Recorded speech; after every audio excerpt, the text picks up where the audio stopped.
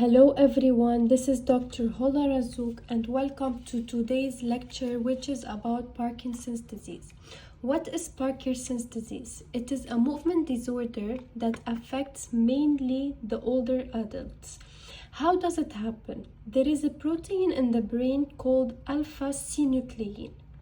Very important to remember, alpha-synuclein. In Parkinson's, this protein becomes misfolded and will accumulate inside neurons, forming structures called Lewy bodies. These Lewy bodies will damage the dopaminergic neurons in the substantia nigra pars compacta, which is a part of the basal ganglia. Therefore, Parkinson's is basically a movement disorder caused by decreased dopamine levels in the brain. What are the symptoms of Parkinson's disease? We can remember this by a mnemonic which is TRAP. T stands for tremor. R stands for rigidity. A stands for akinesia or bradykinesia. P for postural instability. Let's explain each one. Tremor. The classic tremor in Parkinson's is a resting pill rolling tremor.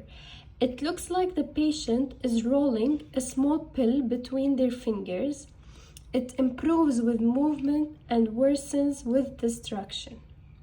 Rigidity is described as a cogwheel rigidity, which means like ratchet-like resistance when you passively move the arm of someone. This happens because the muscles are stiff. Akinesia or bradykinesia, this is difficulty initiating movement, and the movement is very slow. So these patients will have small steps, slow speech. And the last one is postural instability. These patients will have poor balance and may experience frequent falls. What are the non-motor symptoms? It is very high yields to remember that Parkinson's is not just about motor symptoms. It can also affect the psychological system, cause depression, anxiety, hallucinations, sleep disturbances, constipation, urinary problems, orthostatic hypotension. But loss of smell, which is called anosmia, may appear years before motor symptoms. So it can be one of the initial symptoms. Very high yield to remember these symptoms. What is the treatment? Now, it is very important to remember the treatment because about Parkinson's disease, usually in exam, frequently asked questions would be about the treatment of Parkinson. So the treatment goal of Parkinson's would be to increase the dopamine level or to block acetylcholine activity. Acetylcholine drugs, anticholinergic drugs, are mainly used for tremor. The main treatment for Parkinson's is carbidopa, levodopa. The trade name is Sinemet. It is very important to understand the mechanism. Actually, the dopamine cannot cross the blood-brain barrier, but levodopa can. So in the brain, levodopa is converted to dopamine by the enzyme dopa decarboxylase.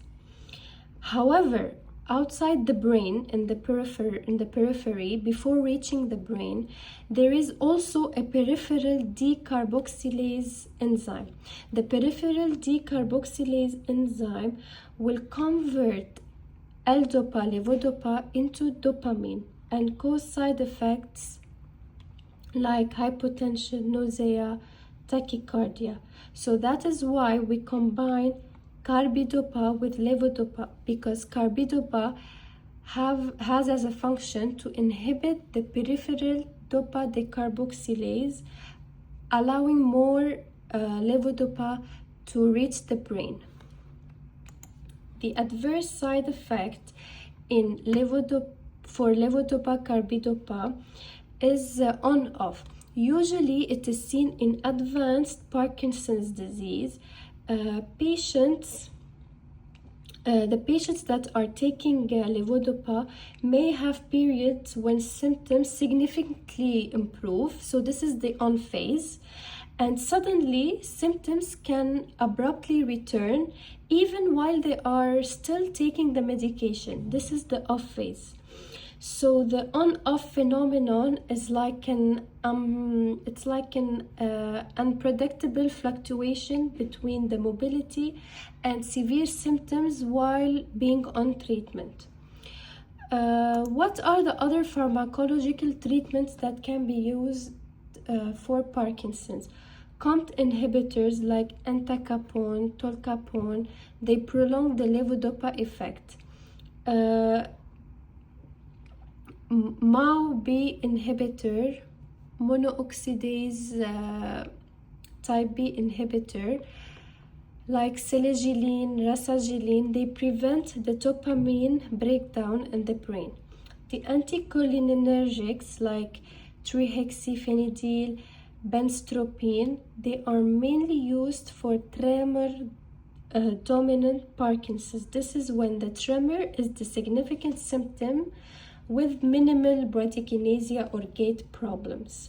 Amantadine has both dopamine effects like dopamine agonist and anticholinergic effects. It is useful for treating tremor as well.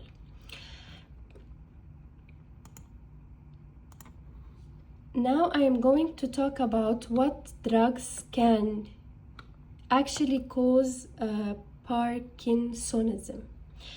Metoclopramide, which is a dopamine antagonist, it is an antiemetic drug used for treating nausea or vomiting, can cause tardive dyskinesia.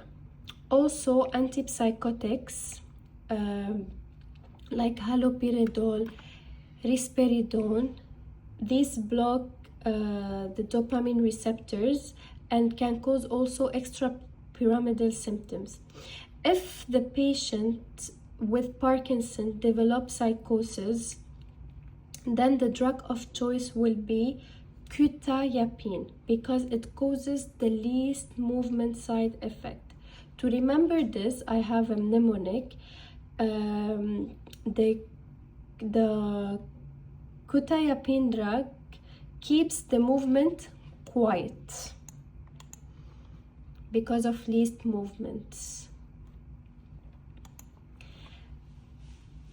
Now I'm going to give a brief comparison between Parkinson's and Lewy body dementia. Parkinson's is when, so to compare between them is mainly the onset of dementia, when the dementia appears. So in Parkinson's disease, the dementia, first the movement symptoms occur, then dementia will occur maybe years after the movement symptoms, and hallucination is much less common than Lewy body dementia. However, in Lewy body dementia, dementia will occur either before or at the same time as the movement symptoms, and visual hallucinations are usually strongly associated with Lewy body dementia. So that's all for today's lecture on Parkinson's disease. If you enjoyed this explanation, do not forget to like, comment and subscribe for more medical lecture. This is Dr. Holla and I will see you in the next video. Thank you.